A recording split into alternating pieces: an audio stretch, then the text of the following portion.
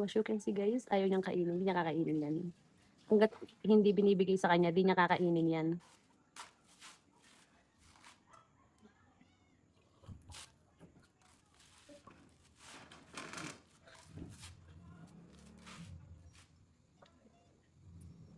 Gusto kasi niya, ibigay muna sa kanya. Ayan, umiiyak siya. Guys, yung mga nasa leeg niya, tsaka yung sa katawan niya, dumi yan kasi kanina kakaligo lang niya. Naghiga-higa siya sa lupa. Tignan nyo guys, hindi niya kakainin.